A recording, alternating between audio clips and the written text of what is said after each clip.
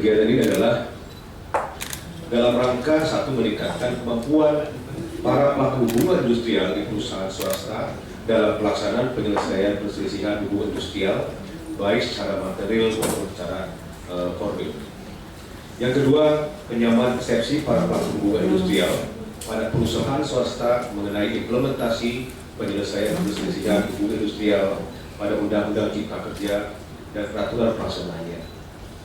Yang ketiga, meningkatkan efektivitas penyelesaian. Warahmatullahi wabarakatuh. Yang saya hormati Pak Kabid, ini sekalian Bapak Ibu yang baru ketemu Pak Taklim, beliau pengganti Pak Indra. Kalau Pak Indra sekarang ngurusin, ini Bapak Ibu saya berharap nanti gali saja ilmu narasumber, nanti kita kembangkan. Tapi yang pasti kalau bagi saya perselisihan itu prinsipnya win-win solution. You happy, me happy, same lah. Yang penting you happy, me happy, same lah gitu ya. Jadi win-win solutionnya gitu. Nah, kalau ada yang sedikit nyerempet peraturan, udah gentleman agreement saja. Karena kalau begitu udah kesalahan,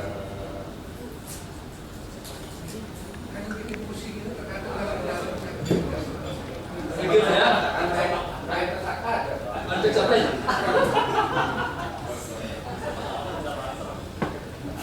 Itu dia. Saya jelaskanlah secara adat gitu ya. Begitu yang paling penting sebenarnya. Karena apa Bapak sekalian tadi? Segala sesuatu itu sebenarnya kalau ada persoalan di dalam hubungan itu selesaikan secara musyawarah mufakat. Itulah adanya. Kita kan ada musyawarah mufakat kan? Ketika ada sesuatu konflik di dalam masyarakat, musyawarah kan gitu. Tapi kenapa itu tidak kita bangun dalam konteks hubungan industrial? Kok cenderung itu ya udah pura-pura aja berunding, pura-pura gitu loh, ya kan? Pura-pura aja berunding, yang penting nanti udah ke mediasi. Di mediasi pun pura-pura bermediasi Bapak sekalian. Ternyata hanya minta tiket supaya sampai ke pengadilan. Kalau itu yang menjadi apa itu mindsetnya, kita sudah lari dari filosofi hubungan dari penyelesaian perselisihannya tadi yang musyawarah. Tapi itu tadi, ya kita juga seperti itu bagus sekalian. Kita sepakati kan misalnya nanti ini selesai 5:30 ya. Sepakat gitu ya.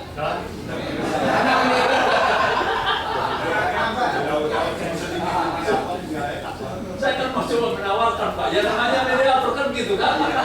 Menawarkan kan gitu kan Pak, ya kalau syukur-syukur kalau Bapak dari itu sepakat gitu. Selaku Ketua Serikat Pekerja. Panjang banget nama apanya Pak? Ini kan kita udah potong pajak luar biasa, dipotong pula hak kita gitu. Terima kasih Pak. Pengaturan di dalam sebuah industri atau perusahaan itu kan biasanya ada PKB. Yang menjadi konflik itu dengan PKB itu kan sebenarnya ketika terjadi sebuah perubahan peraturan sebelumnya, PKB kan sebagai kesepakatan adalah hukum tertinggi bagi kedua pihak, menjadi undang-undang bagi para pihak yang melakukan hubungan itu kan gitu. Kalau tadi konflik yang terjadi di perusahaan dia bahwa mungkin tidak ada klausula bahwa ketika di undang-undang itu atau PKB itu ada klausula yang menyatakan bahwa harus mengikuti peraturan yang berlaku, berarti seharusnya itu kan PKB masih berlaku.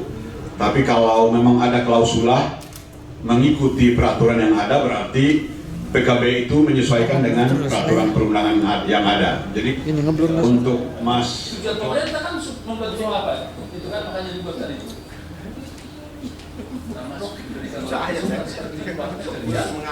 Protes ini perusahaan sampai kepada staf ahli negeri. Datang ini. Kemudian staf ahli negeri telepon saya. Bahwa ada apa Pak? Ada terkait dengan penjelasan saudara di perusahaan ini. naik. Oke. Saya catat, Pak. Diundang Pak ya? Diundang. Nah kalau itu kan sudah perintah karena perusahaan ini ngadu Pak ke staf ahli menteri. Karena menurut mereka penjelasan saya itu salah. Ketika apa? Ketika mereka sudah konsultasi dengan pengacaranya, konsultan hukumnya. Kemudian saya ketemu di situ, saya bilang, mereka bilang, Baron harus mendapat konsultan kami begini-begini. Lalu saya bilang begini, kau bayar nggak konsultanmu?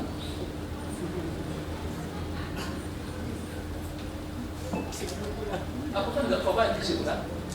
Tapi begini, kalau kalian tidak sepakat dengan saya, ayo bikin satu forum dihadiri oleh semua pejabat tinggi. Saya berbicara di situ dan konsultan. Ayo kita diskusi. Kalau kalian tidak sepakat dengan apa yang saya sampaikan, kalau kalian dengan tadi, ayo. Cara kalian itu benar yang saya bilang. Akhirnya waktu sekalian, karena saya sudah ngomong begitu di hadapan staf ahli, perusahaan itu saya kasih suruh. Ayo buatkan forum. Di situ semua pejabat. Hadirkan saya di situ sebagai pembicara, hadirkan itu konsultan. Ayo. Artinya di situ aku sekalian dan ini berbeda persepsi. Dan gugatan yang melibatkan lebih dari satu penggugat dapat diajukan secara kolektif, misalnya PHK misalnya 100 orang bisa dalam satu gugatan. Tapi ada dalam prakteknya ada Pak, kalau 100 orang dipecah jadi dua, ada biaya. Bukan menghindari biaya Pak. Saya beritahu itu. Karena Pak, biasanya sekarang ini Pak, ini karena saya praktisi, saya memberikan update tentang perkembangan praktek di lapangan. Sekarang ini sedang modus mengkaitkan putusan PHI upayanya melalui pengadilan niaga. Ketika sulit untuk eksekusi, salah satu jalan yang ditempuh melalui pengadilan niaga, mengajukan gugatan PKP, penundaan kewajiban pembayaran. Nah, syarat mengajukan PKPU dan pengajuan gugatan PAI harus ada 2 kreditur, minimal 2 kreditur. Maka temuan sikat kerja upaya begitu, salah satu upaya. Ini juga ilmu sikat kerja itu juga oleh perusahaan. 2 kreditur. Jadi contoh misalnya ilustrasi ya, 100 orang pekerja PHK. Kalau 100 itu jadi 1, putusannya 1, ya hanya dianggap 1 kredit. Begitu sudah ikrah, susah eksekusinya, nggak bisa apa-apa. Pekerja nggak punya data aset dan sebagainya. Tapi kalau dipecah 2, 50-50, ya kan, sudah ikrah 2 putusan, dianggapnya 2 kredit itu bisa mengajukan permohonan PKPU di pengadilan niaga. Gambaran PKPU di pengadilan niaga ini, misalnya Pak Marcel nih, ingat Pak, bayar hak kami, belum bayar juga. Saya ajukan di pengadilan niaga, dipanggil, nanti Pak Marcel harus mengajukan proposal perdamaian. Kamu ada tagihan nih dari pekerja, sekian miliar, udah 2 pihak. Kamu ajukan proposal perdamaiannya seperti apa? Oh baik Pak, kami akan cicil selama 10 tahun. Begitu ditolak oleh Bung Johan selaku permohon PKPU, langsung main. Langsung main. Makanya sekarang lagi ada istilahnya apa namanya? Untuk penghentian. Apa istilahnya?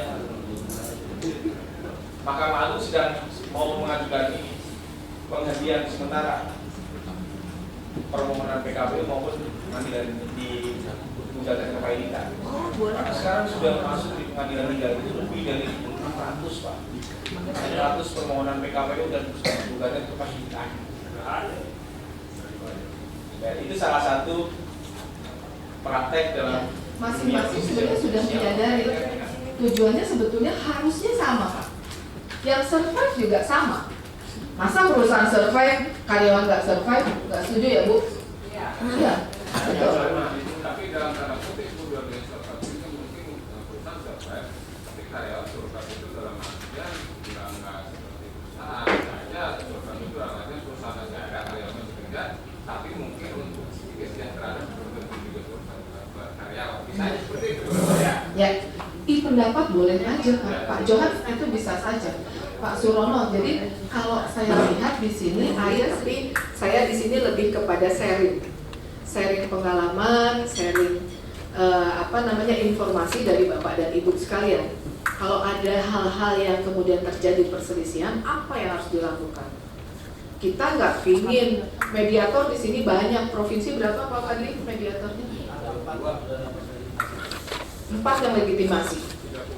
Nah, artinya 4 orang yang punya legitimasi sebetulnya kita bukan menciptakan perselisihan, benar nggak Pak Fadli?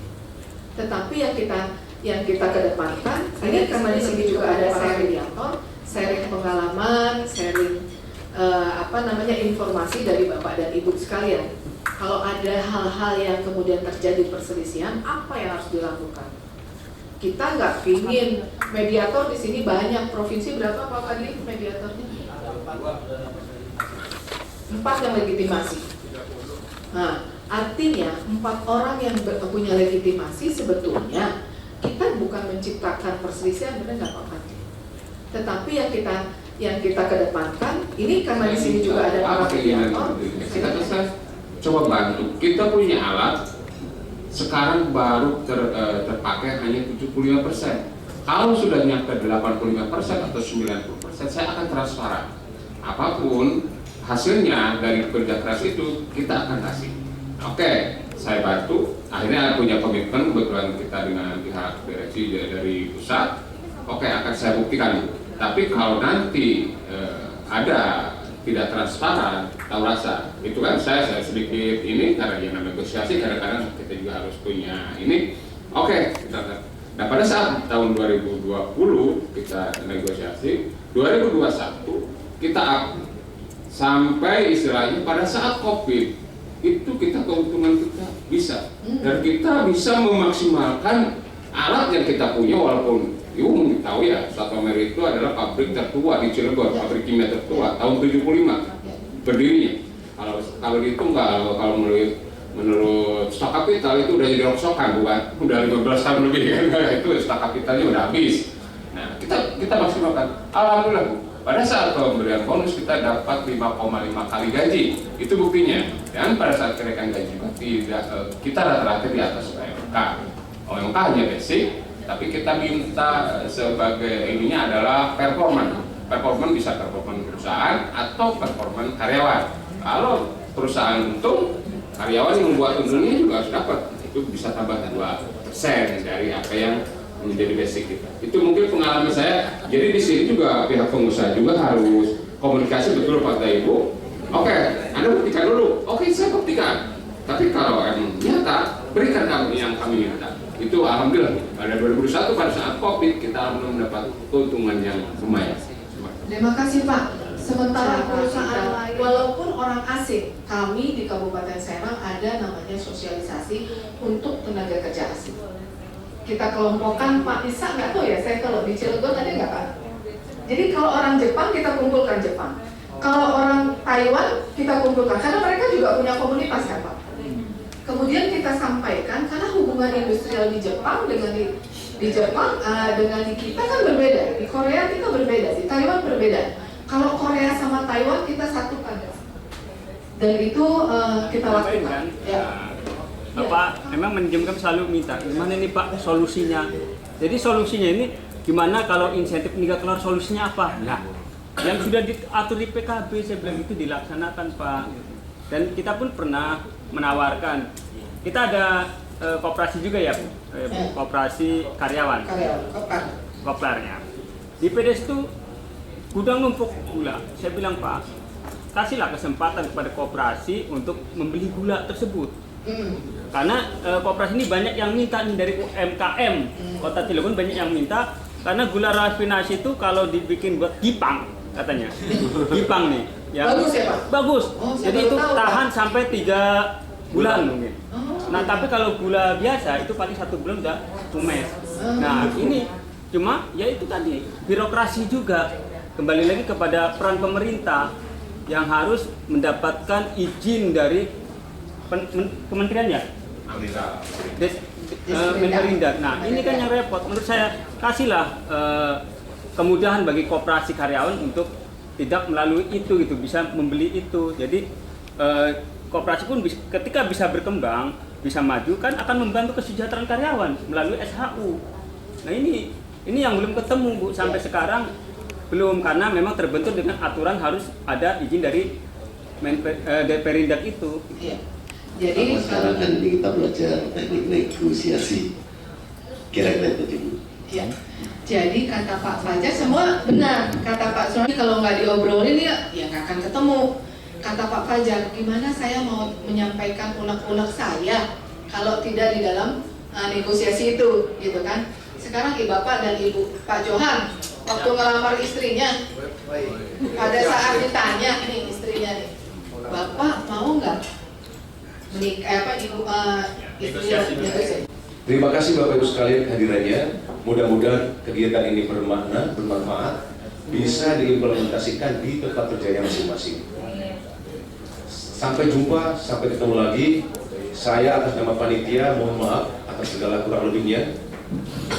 Mudah-mudahan pertemuan ini bukan pertama, tetapi kita akan berlanjut dalam pertemuan-pertemuan lain yang lebih rileks barangkali, lebih bersahabat, lebih berkeluargaan, tidak formil seperti ini, satu arah begitu ya. Ibu narasumber, terima kasih banyak Ibu Kadis telah menyempatkan diri, menyempatkan waktunya di sela-sela kesibukannya yang luar biasa tentunya sebagai kepala dinas.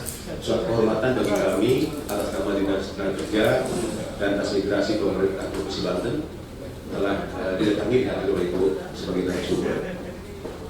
Baik, kita berikan applause sekali lagi buat Ibu narasumber.